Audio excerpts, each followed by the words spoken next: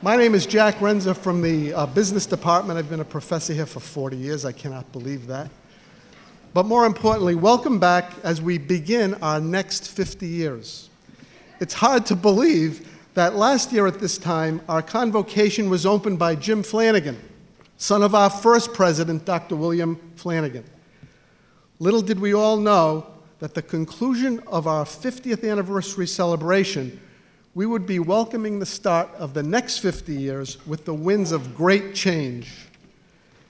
As you drove up to the campus today, I'm sure you noticed the banner on the building, and I quote, "Changing lives for 50 years." The reason for mentioning this is that the operative word is change. As uncomfortable as it may feel, change is good. It's part of life, and we must embrace change. Our webpage and many of the CCRI publications include the tagline, "Change your life, achieve your dreams." This is what we all strive to help our students accomplish every day. We are here because of them, our students. We all know that a major change is coming shortly to CCRI in the form of a new president. But as we approach this major event, let us embrace this change while recognizing the past 10 years of the successes of President Ray D. Pasquale. I'm too emotional. And allow us to appreciate his great leadership. Ray came to us 10 years ago when the college was in disarray, morale was at a low point, and a vote of no confidence in the prior president. Ray accepted that challenge and led the college to a new pinnacle of success. So his many accomplishments have not only affected the other man. His many accomplishments have not only affected each and every one of us, but also all our alums, our students, the skilled workers that were trained here, and ultimately every citizen of this great state of ours. So as we begin the next 50 years, please stand and welcome for the last Opening Day Convocation.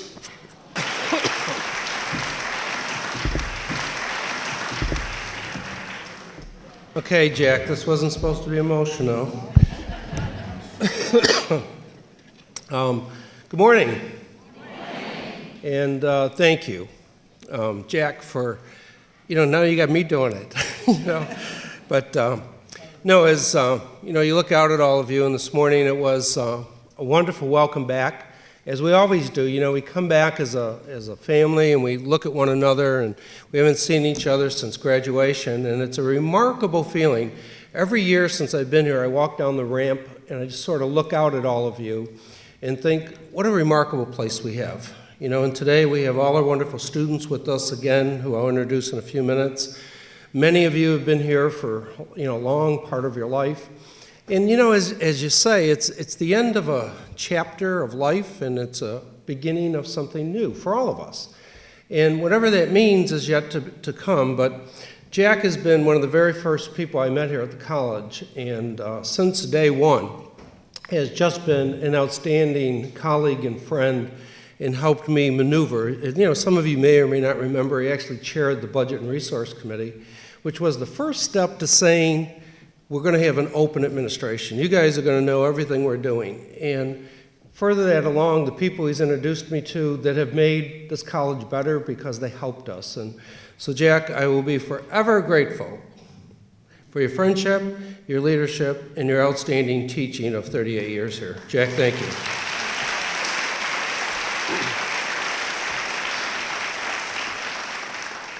And we'll talk a little bit about my departure. We'll talk a little bit about the school year, and we'll talk a little bit about the future. So as we begin, and I want to thank you one more time for that wonderful welcoming.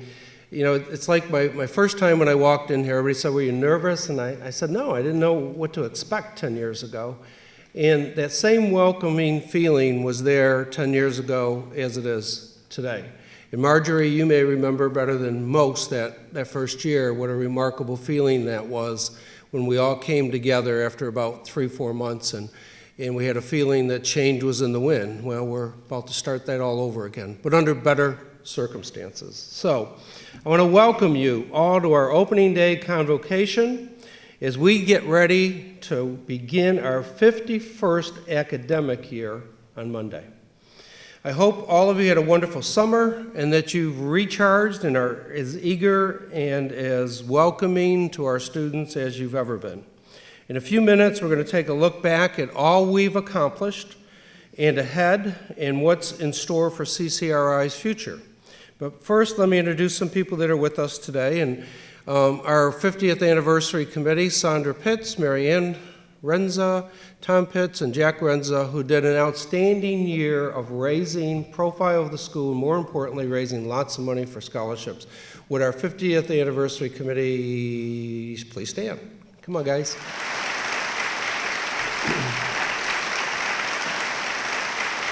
Thank you for a great year. Let me introduce our team. Vice President for Academic Affairs, Dr. Greg LaMontagne. Greg. Vice President for Business Affairs, David Patton. Dave.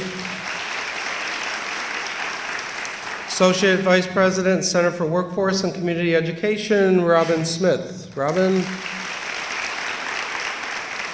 Associate Vice President for Student Services, Dr. Ron Schertz. Ron. Dean Peter Woodbury. Peter.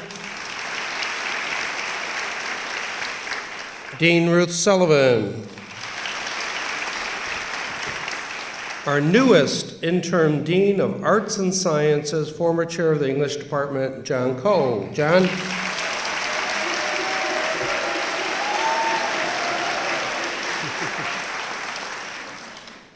Wow, John, that was quite the reception. And our newest dean as well, our interim assistant dean of nursing, Rosemary Costigan.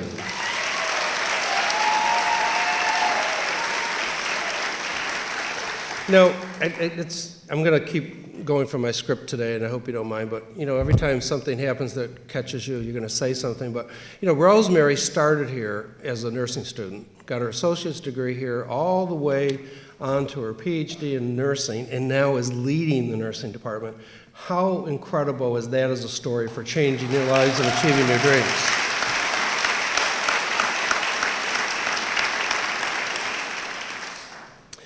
And now, let me introduce our union leaders. Hopefully you get the same kind of cheers as our administration does.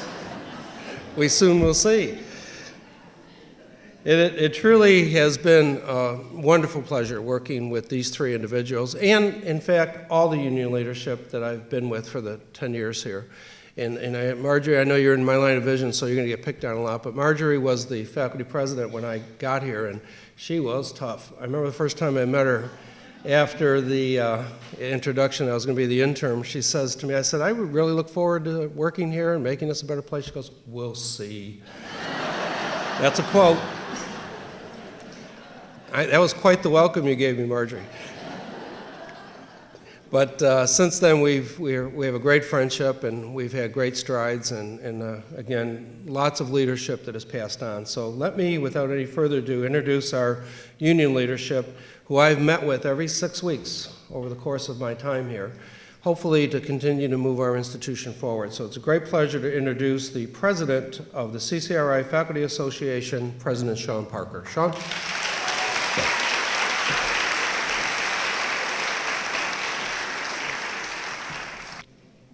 Good morning.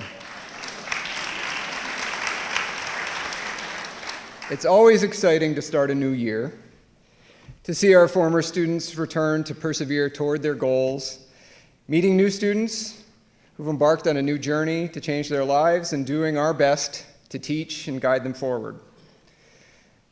While much will be in as years before, I don't doubt that overall this is going to be a very different year. We start the year for the first time with Gina Raimondo as governor. There are new faces on the Council on Post-Secondary Education. The faculty can expect a new contract sooner or later.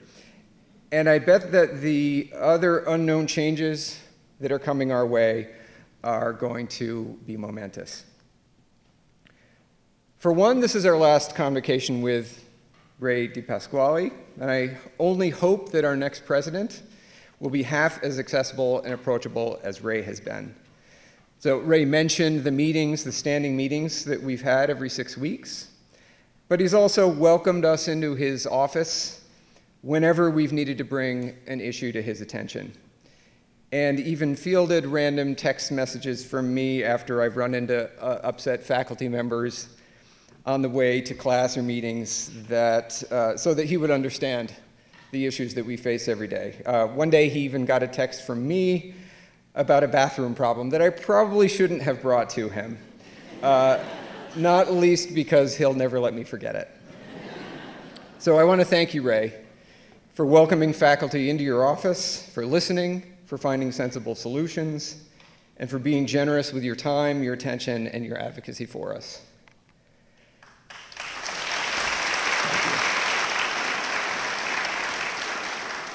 That said, I've been thinking a lot about what we can expect this year. And although I have not a clear idea of what will come, I've developed something of a wish list that I would like to see at CCRI.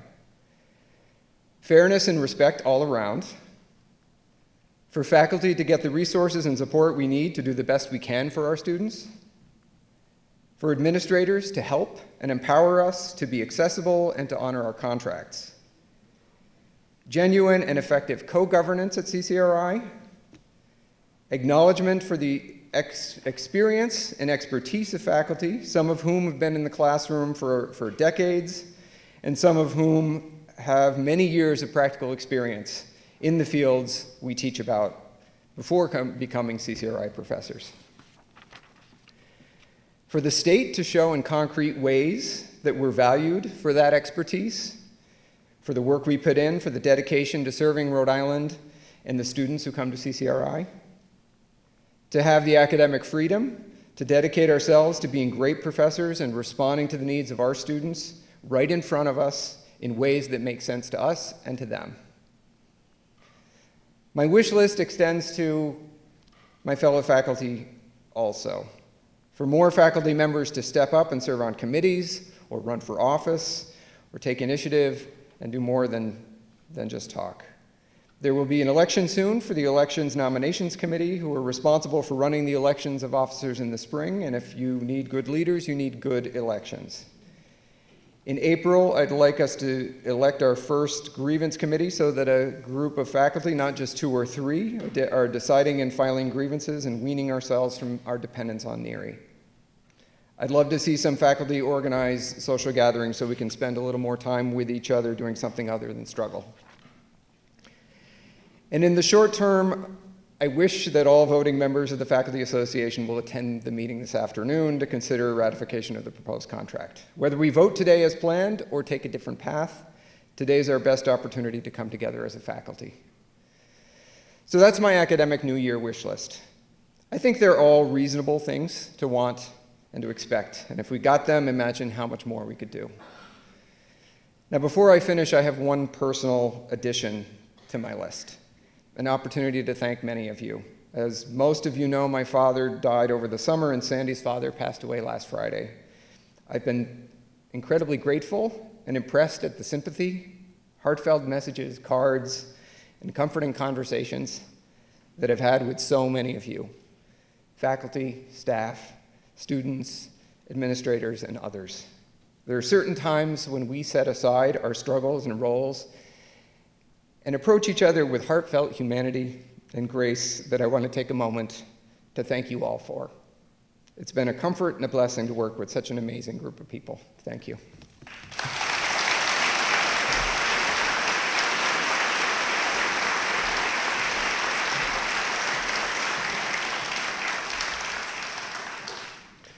Thank you, Sean, and I would wholeheartedly agree with you. I think your wish list is realistic, and those are the kinds of things that will make this institution much better. Thank you for that very thoughtful speech. It's now my pleasure to introduce the hardest name in the school, besides mine to pronounce, and to welcome Lynn Kudacheskis. Pretty good, huh, Lynn? Representing the Educational Support Professional Association. Welcome, Lynn. That one impressive. Good morning. Not sure how many classified employees are here today. Most are busy getting the campuses ready and students registered for next week. But for those of you that are here, let me fill you in on some ESPA news. As you may have heard, the governor wanted to remove all classified employees in higher education from the civil service system and the state pension. This was part of the governor's budget. Removing us from the pension system was really the deal breaker. The union could not and did not allow this to happen. I know the state keeps making changes to our pension, and it's very complicated, figuring out if you're Plan A, Plan B, Plan AB. Who knows, there could even be a Plan Z by the time some of us retire. However, it is important to remember that overall, this is a good plan. It is a defined benefit, and you are guaranteed a certain amount when you retire based on your salary and years of service. In other news, the state is currently trying to offer classified employees alternative health plans, which is permitted under our contract, but the alternative plans they are offering really stink. An alternative plan should be at the very least comparable, if not better, than what we already have. But what is being proposed is in no way beneficial to our members. In fact, it is worse than what we currently have, which begs the question, what is the incentive to join? One of the plans they are offering is a health savings account, also called an HSA. Please educate yourself on HSAs because it is our belief that this is the direction the state wants to go with healthcare in the future. So if we can't stop them from offering these alternative plans, remember, they are only options and you don't have to take them. That's pretty much what I have for ESPA news, but I'm sure most of you have heard that Jeff Heiser will be stepping down as CRPSA Union President. I'd like to take this opportunity to acknowledge what a great loss this will be, not only to CRPSA, but to me personally. Jeff has been a great mentor, confidant, and friend to me over the years. I can't imagine chasing down the scallops wrapped in bacon at CCRI functions with anyone else. Lastly, the departure of President DePasquale will be a tremendous loss to all of us, faculty, staff, and students alike. Ray saw the importance of meeting with the union leaders on a regular basis to discuss any and all issues that impacted the members of this college and what he could do to help. He appreciates each and every one of you and sees the value of boosting morale here at CCRI. I don't think we as a community college truly realize what an advocate Ray has been for our school, our faculty, our staff, and our students. Speaking on behalf of my team, Ray, you will be greatly missed. We wish you all the best and thank you for your extraordinary leadership. Thank you and have a great semester.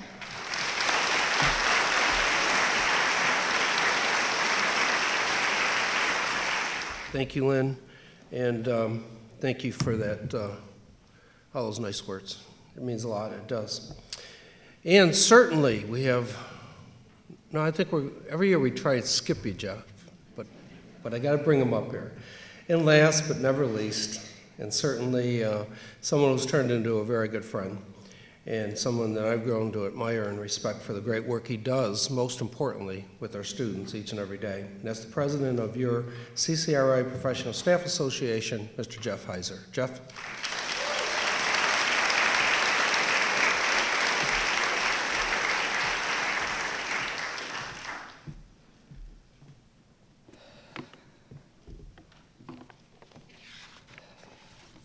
Hi, folks.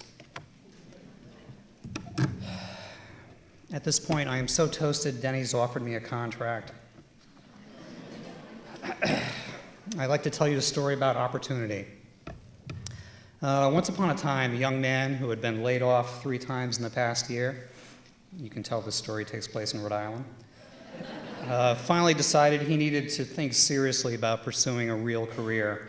So he spent a weekend drinking and thinking, unfortunately doing more of the former than the latter, about the job he'd like to have. He thought he'd like a job in which he could work only when he needed income, a job in which he could travel and meet new people, wear whatever clothes he wanted, in which he could pretty much be his own boss. So after spending that weekend thinking about those things, he decided to become a bank robber.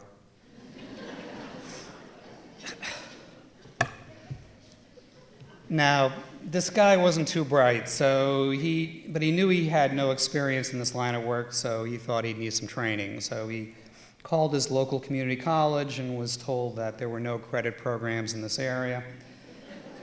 They transferred him over to CWCE, where he was told that there were no certificate programs. He asked them, he said, look, can't you find somebody to teach this? I mean, come on, there must be dozens of retired politicians who have experience taking money from innocent civilians.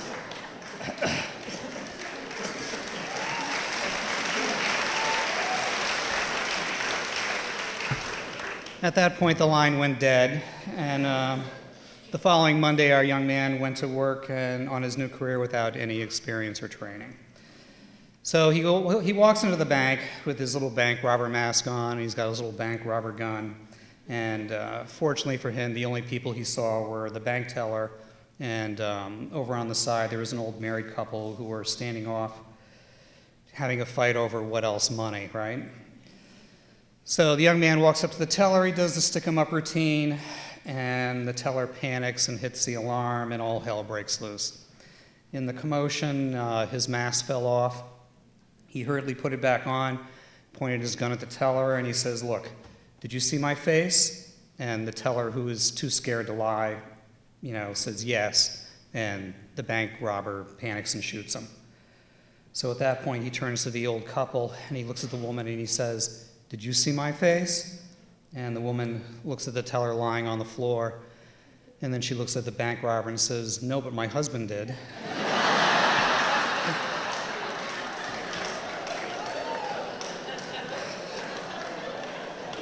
Sometimes when we least expect it, we are presented with an opportunity to make great changes in our lives.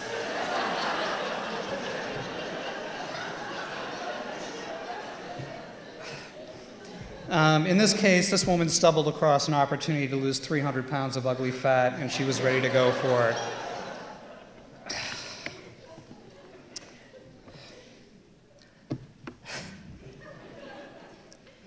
This is the last time I'll be addressing you as union president, as I'm stepping down in October, so it's time to take care of some business.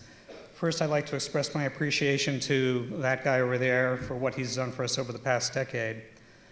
Specifically, no layoffs and no furloughs during those awful budget years, and for those meetings every 6 weeks in which we shared information and concerns. We didn't always get what we wanted, but at least we had a seat at the table, and we were included in various discussions. And what a lot of people aren't really aware of, his willingness to present our concerns regarding various contract proposals to the current board. In other words, he helped us out behind the scenes. And not only that, think about this. For the past 8 years, you guys have been getting paid to sit there and listen to me. So, how cool is that? I'm sure a lot of opportunities will be presented to you in the upcoming months, and I wish you the best of luck with whichever one you choose to pursue. Second, to a very select few of our members, I'd like to say that after listening to many of your complaints over the years, my own complaint is this: it would be awfully nice if you could conduct yourselves in a professional manner so that your coworkers would not feel they had to quit their jobs, leaving behind job security and decent benefits simply because you made working here such a miserable experience. I encourage you to take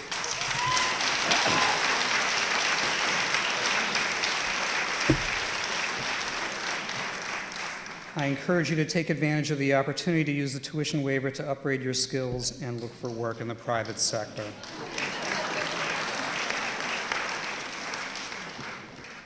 I'd like to take this opportunity to express my gratitude and appreciation to Edna, who, like Madonna, needs no last name.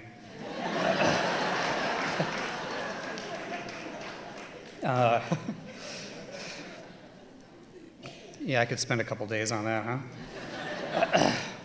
For the work that she has done in getting this union started and in keeping it going.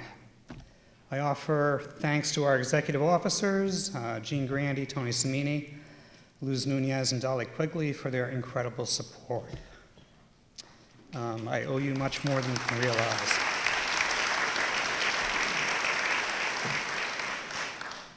These are good people, and CRIPSA is lucky to have them. Finally, I'd like to thank the overwhelming majority of our members in our bargaining unit for any kind words they've ever offered me. Over the years, I've spoken with many of our members who have shared their concerns and their own personal stories. For the most part, we share the same thing: a desire to work in a safe and friendly environment in which we can help students achieve their dreams. As 1/3 of the college's workforce is over the age of 60, you'll be seeing a lot of people heading out the door in the next 5 to 10 years, including me. Perhaps this will open up some opportunities for many of you. When we have our election on October 2nd, I hope that you will not vote for someone who has an axe to grind and who would use this office to pursue a personal vendetta against the college. When I first ran for the office of president, I told our executive committee that I would be guided by two principles: to do what's right for our students and to try to get people on both sides of the labor fence to play nice in the sandbox. At the end of the day, we're still going to be here regardless of any differences we might have. Therefore, I hope you will elect someone who will continue to work with both our members and the administration in a productive fashion, and I hope you will join me in supporting Bev Wiley as our next CRIPSA president.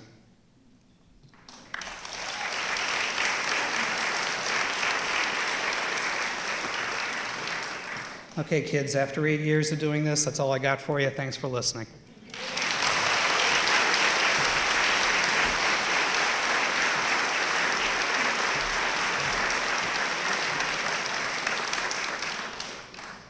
Jeffrey is, lots of people are saying goodbye to lots of people today, and, I look over at you, and you have serviced your union extraordinarily well, but, we often talk about this, but Jeff is an incredible person with our students. The amount of work he does and the times he calls me is probably more often about students than it is about union business. And so Jeff, at the end of the day, we are here for one purpose, and that's students.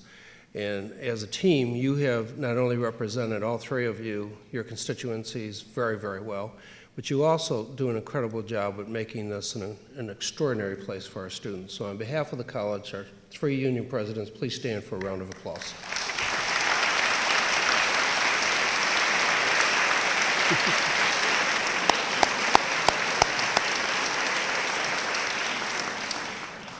Well deserved.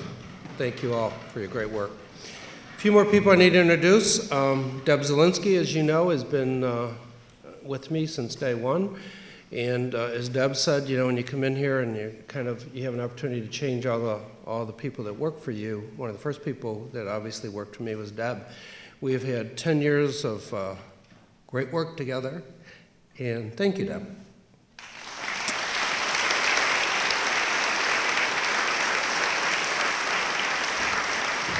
Other members of the team is representing the Newport campus, Robin Green. Robin.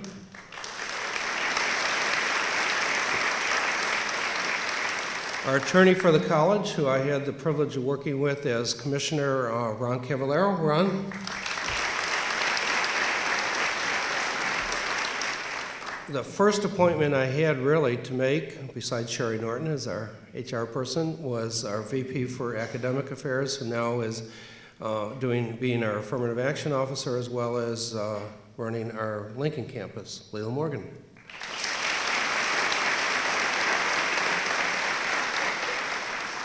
And a person who, quite frankly, is an incredible friend to me, but an extraordinary, and when I say this, an extraordinary institutional researcher.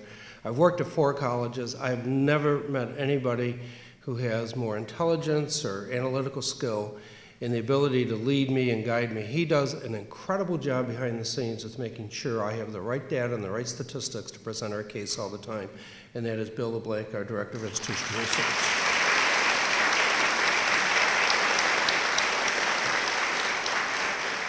We brought him out of retirement, and 10 years later, he's still running the Liston campus, and I'm very grateful for Walter and his leadership. Walter, thank you.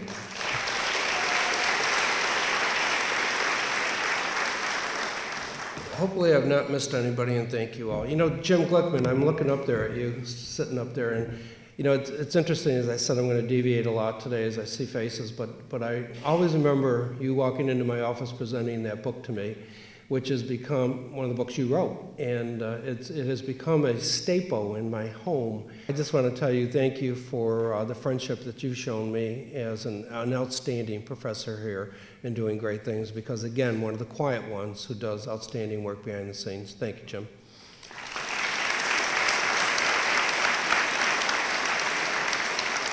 We have several student government leaders here with us this morning, and that is why we all work here. Their names will be up on the screen, and I'm pleased to introduce them. So I think their names are all appearing. Let me ask our student government leaders, who are so well dressed this morning and representing our student body so well, to please stand for a round of applause.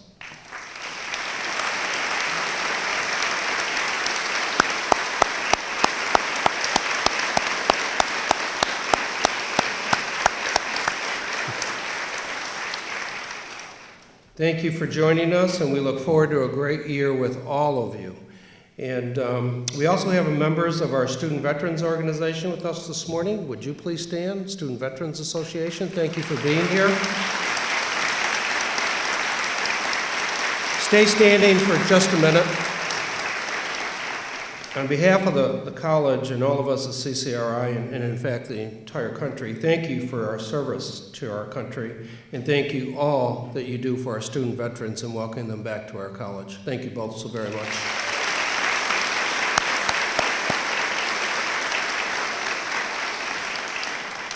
And this morning you had the wonderful of seeing our appearances of our student ambassadors who always have a great smile, welcoming approach, and continue to be ambassadors for CCRI. They do a great job for the college all year long. They attend many of our events and represent the college extraordinarily well. We have 8 ambassadors here this morning. Their names are up on the screen. And let me please ask them to stand for a great round of applause.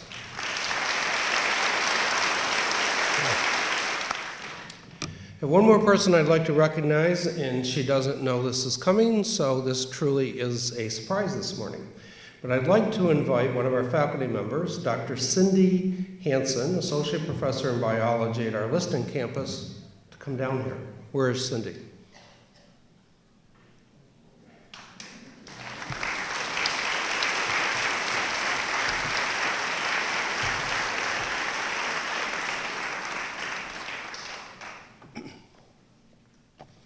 As she's going, what are you doing to me?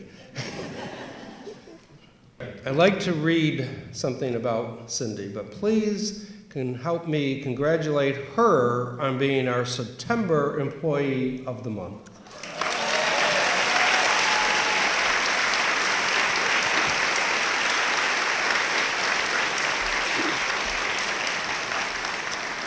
Her nomination reads, and I quote, "Cindy is the hardest working professor at the Liston campus. She spends countless hours correcting papers and planning lectures. She brings a wealth of knowledge to the classroom, always looking for different ways to present material to her students. She is passionate about teaching and cares about student learning," end of quote. For example, during one of our many snowstorms this year, she came in on her day off and opened the biology lab so her students could make up the lab they missed. And that was not the first time that she's done that. She's come in on days off to open the lab or to provide additional help to her students in need. She truly goes above and beyond each day in her commitment to her students and her profession. In closing, her nominator says, and I quote, "She helps makes students' dreams possible." Cindy, congratulations on this award. As you know, one of the favorite perks of this honor is you now have a designated parking space for one whole month, and you get to have lunch with me. So congratulations.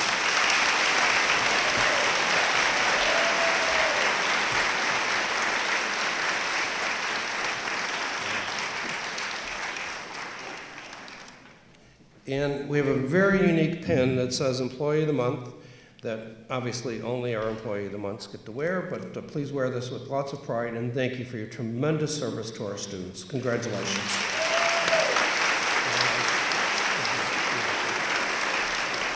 Now I want to draw your attention to the screen where we have listed the names of our new employees who have joined the college since last opening day. Think about that list of new employees and continue to remember that we're being funded at 1963 levels. Think about that. Think about that. And we're 47th or 48th in the nation for funding of public higher education. And yet, we continue to hire and go forward each and every day at this institution. And this is a great list of new employees. I extend my very best wishes for a long and distinguished career at the Community College of Rhode Island. To each and every one of you, if you're here, please stand and let us welcome you to the Community College of Rhode Island. Thank you all for joining us.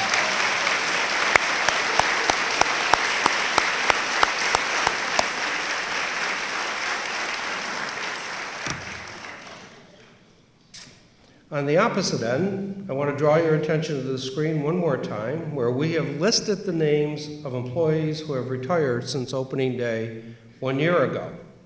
I want to take this opportunity to commend and recognize our esteemed retirees who have provided such valuable service to the Community College of Rhode Island. It's always amazing to me, but look at the years of service. This group of retirees has provided 554 years of service to the Community College of Rhode Island. What an amazing number. Thank you for your years of service.